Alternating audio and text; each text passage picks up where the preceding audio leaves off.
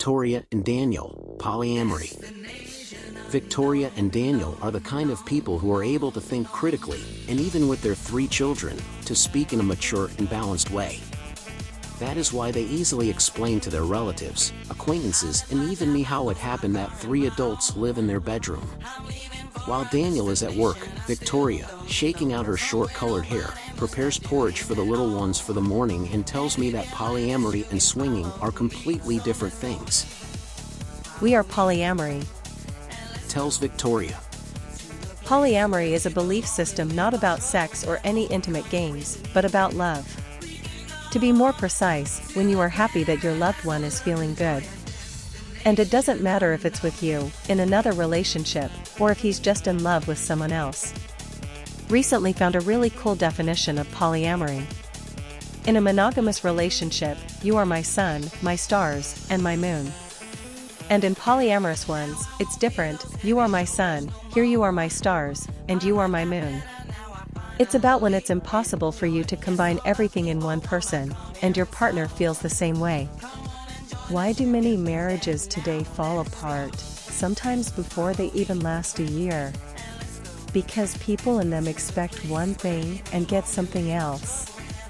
Let's say you hope to spend all your time together, but your partner comes home after work and sits down at the computer or starts watching soccer. And that's instead of going for a walk with you. And you can't go out without him or her, how can you?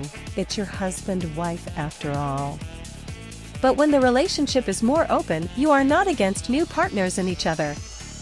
Moreover, it does not necessarily have to be sex, it is friendship, walks, vacation, love. In such a relationship, everyone is well aware that no partner can satisfy 100% of the needs of the other.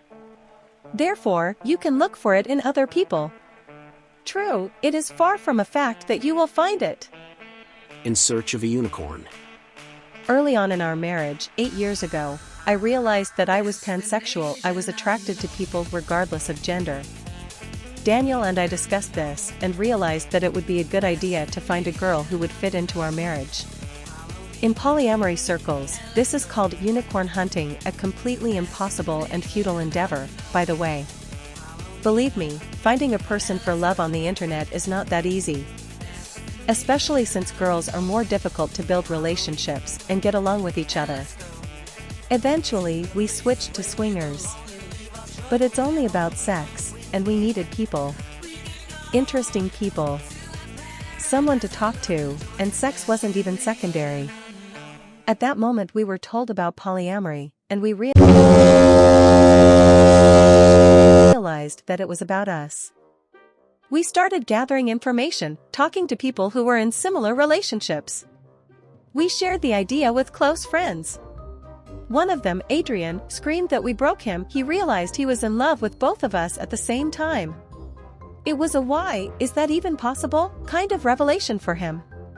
For a while, Adrian even lived with us. No sex. Just a romantic relationship. I'd leave him breakfast notes before running off to work. We'd watch movies and go out, just the 2 of us or all of us. Then we introduced him to a girl and they moved away. And eventually Andrew came into our lives. And Eleanor. None of them live with us yet, but we're in a relationship. Playing by the rules and without. We haven't set any clear rules, everything is being discussed. Now we have a so-called hierarchical polyamory. There is a main partner, and he is prioritized over the second. But there is still one important rule, it is safety. Because relationships and sex are not only pleasure, but also responsibility. And in the case of polyamory, not only for yourself. For example, Daniel recently had a girl who insisted on sex without a condom. He refused, because risking his health would mean risking the health of all 3 of them. You know more, you sleep better. In our company, close, really close friends took it as, "Are you happy? We're happy for you." It doesn't work for us for a number of reasons, but that's no reason not to love you. My sister knows we're polyamorous. I introduce her to my partners and Daniel to hers. Really looking forward to her coming over to introduce her to Andrew. Parents. Well, I don't really want to alarm people. I guess how it will be perceived, so I don't want to bring unnecessary anxiety into their lives. But in general, if you inform people about what this polyamory is, it is most often perceived normally. People ask questions, their curiosity is aroused. Yes, someone shouts, "Ew. Perverts," but such people usually think that we have here a cube of debauchery, sex, and nothing else. They only hear what they want to hear and are basically not very capable of absorbing information. Everyone looks at other people from time to time and occasionally allows the thought of a third. But almost no one talks about it. One of our friends was once told, "Can't you hide it like all normal people?" So there you go. I don't want to hide it. Why should I hide from the person closest to me that I feel good or bad? Hiding, lying, not telling? My husband is also my best friend. I feel bad hiding things from him. And others, let them think what they want, we are happy. Oh, what about the kids? Yes, kids make adjustments to time management. But both my partner and my partner Daniel enjoy playing with them. Playing, dancing, interacting. Many people ask, how do you have sex? You have kids. The answer here could be one thing, how do you have sex with one partner when you have kids? For now, our partners for the kids are our friends who, like the kids' friends, have occasional sleepovers. I am well aware that sooner or later I will need to explain to my children what polyamory is. It is necessary to talk to children in general. And not just about the format of the relationship, but about safety, sex, and the responsibilities they take on.